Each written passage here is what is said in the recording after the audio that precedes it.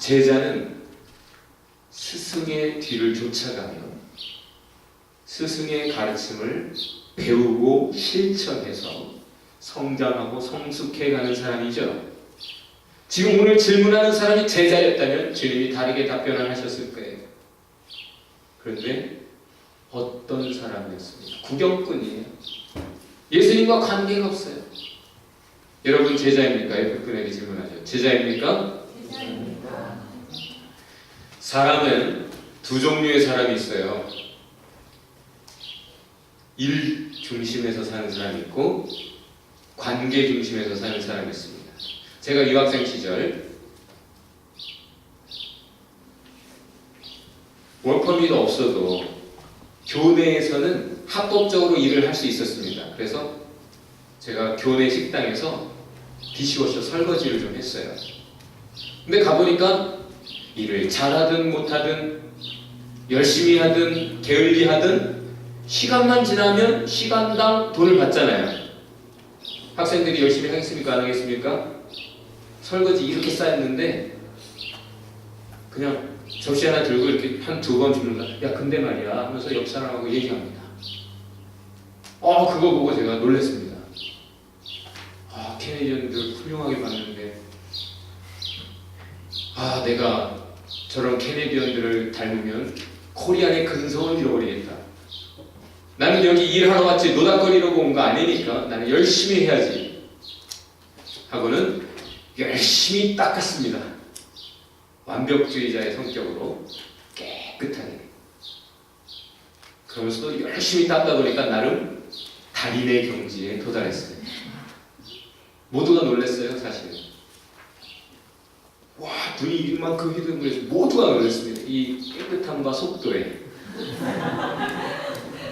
그런데 그렇게 훌륭한 달인이 되기 위해서 저는 진지했습니다. 너무 심각한 표정으로 말을 누가 걸어오더라도 친구한테 얼굴도 안 돌리고 대답하면서 계속 일을 했습니다. 일에 집중했습니다. 결과 박수 인정은 받았습니다. 일 잘하니까 더 시간도 많이 주더라고요. 일 많이 했습니다. 근데 계속 접시만 닦았습니다. 너무 열심히 하다 보니까 모두가 인정하는 체력임에도 불구하고 집에 가면 공부를 할 수 없었어요. 너무 피곤해가지고. 공부를 위해 일을 시작한 건데 주객이 전도돼서 우선순위가 바뀌어서 공부를 못하고 일만 하게 생긴 거예요.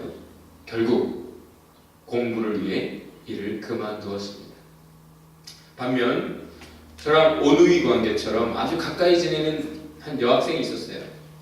이 친구는 처음에 접시 닦았거든요. 근데 초고속 승진. 잠깐 접시 닦다가 좀 지나서 저 앞으로 가서 퍼주는 거 하더라고요. 그 쉬운 거. 그러더니 나중에는 흰 가운 입고 파티 서빙하는 거. 잘 풀리던데요. 그 친구는 보니까 일을 열심히 하면서도 관계 중심하는 사람이었습니다. 늘 환하게 웃는 모습. 저는 다른 학생들을 비판하는 마음이 있어요. 표정이 있었습니다. 그런데 그 친구는 인간 자체에 대한 사랑이 있더라고요. 그러니까 자기가 일을 열심히 하지만 또 누가 물어보면 거기도 환하게 웃어주면서 대꾸해주고 관계가 얼마나 훌륭했는지 몰라요. 저도 이제 관계 중심으로 하려고 노력을 하는데 여러분 일 중심입니까? 관계 중심입니까? 지난주 이후에 성경을 열심히 읽는 형제 자매들을 보면서 참 기쁩니다. 하나님의 말씀에 반응해서 정말 열심히 성경 읽는 여러분 참 감사합니다. 그런데 성경 읽는 것은 그 읽는 것 일 자체가 목적이 아닙니다. 주님께 귀 기울이고 주님을 알고 주님과 깊이 대화하며 주님을 깊이 알아가기 위한 관계를 위한 것입니다. 성경 읽는 일조차, 기도하는 일조차, 예배하는 것조차 주님과의 관계 중심이 되어야 되는 것이죠. 그런데 어떤 사람은 찬양단으로, 목사, 장로, 그 어떤 봉사 직책으로 일 중심에서 살기 때문에 어떻게 될까요? 성경을 열심히 읽고 성경을 잘 알지만 일 중심에서 살다 보면 바리새인이 되고 서기관이 됩니다.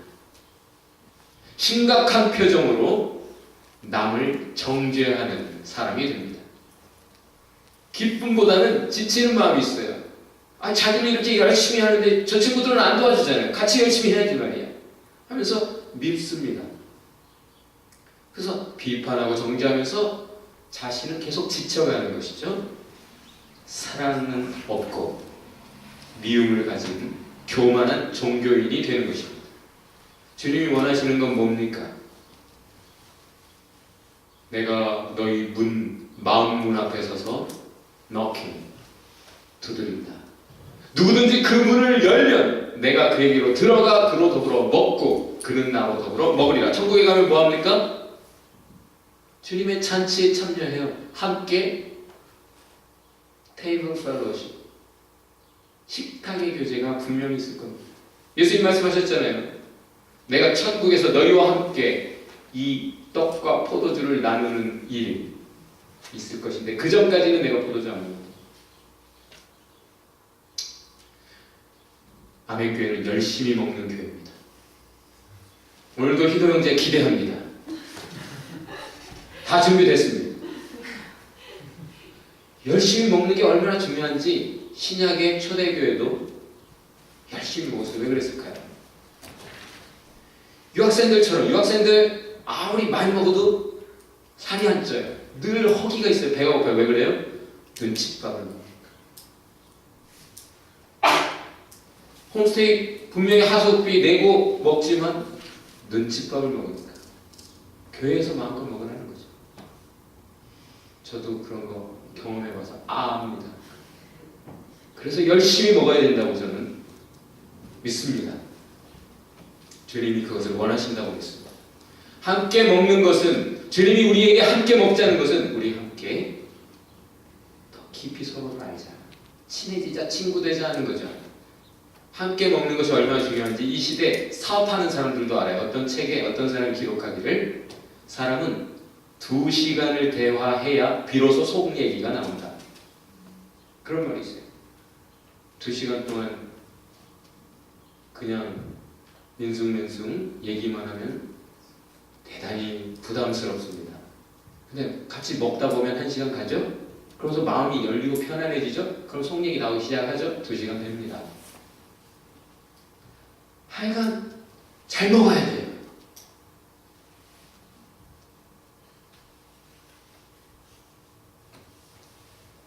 결국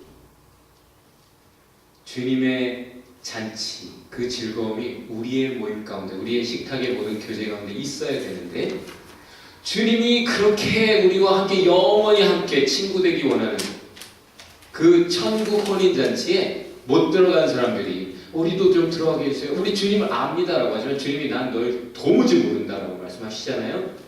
그러면서 하시는 말씀이 있어요. 그들을 뭐라고 부르십니까? Away from me, evildoers. 악을 행하는 자들아, 행악자들아, 내게서 떠나가라! 너희들 꼴도 보기 싫다는 거예요. 이것은 시편 6편, 8편의 구절이에요. 뭘 의미하는가?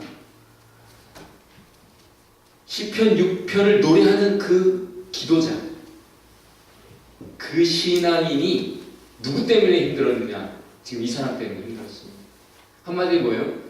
이 신앙인은 종교인에게 핍박받아왔어요. 그래서 이제 하나님께서 나의 모든 고통을 아시고 모든 걸 지켜보셨기 때문에 너희를 심판하시고 너에게 복수해 주실 것이다. 심판의 대상이라는 얘기예요. 신앙인이 되자면 반드시 종교인이 됩니다.